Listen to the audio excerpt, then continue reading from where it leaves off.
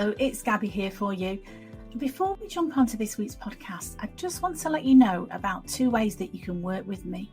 First of all, I do one-to-one coaching and I do that via Zoom, so we can jump on a Zoom call at a time to suit you.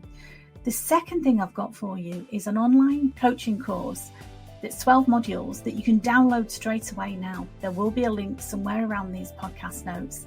And this is the course that I've designed, and it's got everything in it that I wish I'd have known when I finished cancer treatment and I was lost. So you can download that course now and you can start working towards making this your happiest and healthiest year ever. I'd love to hear from you. Let me know what you think. Take care. Bye-bye. Hello and welcome to Confidence After Cancer. I'm Gabby Mottershead. I am a cancer survivor, cancer recovery coach and creator of the Powerfully You programme. If this is your first time listening, I want to send you a very warm welcome. If you've been with me for a while, thank you so much for coming back. It's great to have you here.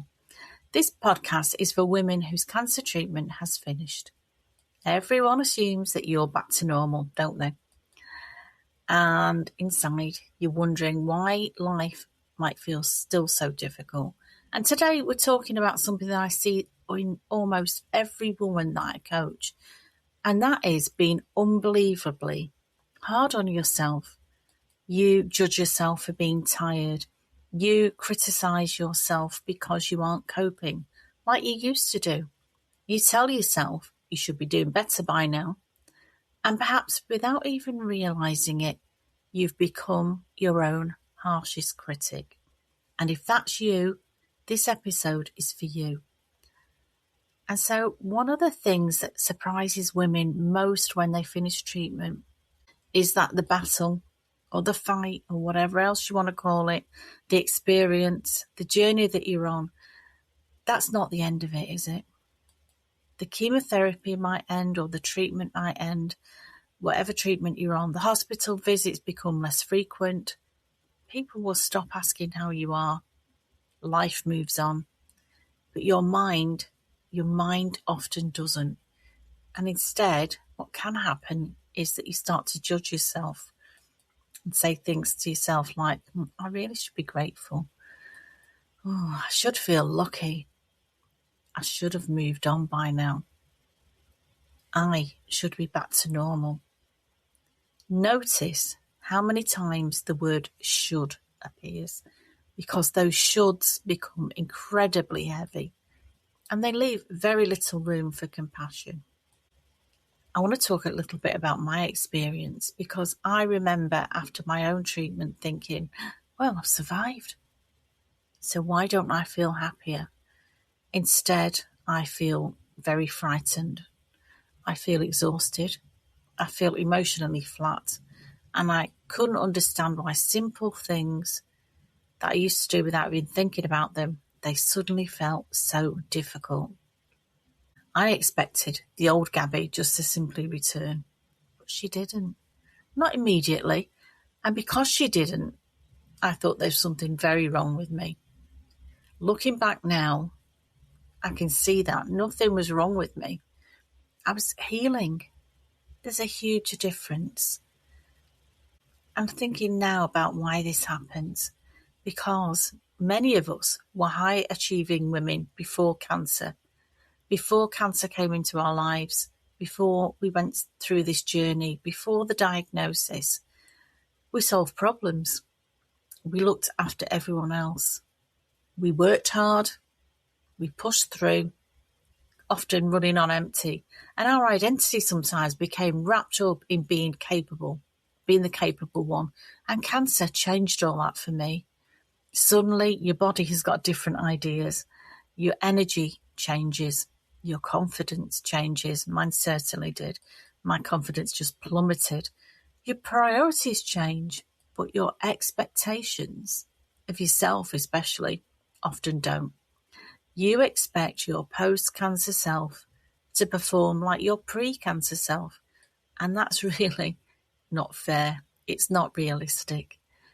And here's something that I often ask my private clients. If your best friend had been through everything that you've been through, just stop and think about this for a minute. Would you really speak to her in the way that you speak to yourself? And almost everyone says, well, no, not really. Of course not. Of course you wouldn't do that. You would tell her she's doing brilliantly. You would tell her to rest. You would remind her of how much she's overcome. You would be kind. You would encourage her. So why don't you deserve that same kindness that you give to other people? Healing is not just physical. Healing is learning to change that conversation that you are having with yourself. And so I've got a very simple exercise. I'd like you to try something this week. Every time you hear yourself saying, I should, just pause. Just pause for a minute. That word should. Take a step, take a beat, and replace that with, what do I need? Instead of, I should be doing more, ask, what do I need today? Instead of, I should have got over this, ask, what support would really help me? And instead of, I'm failing, ask yourself, what would I say to somebody that I love?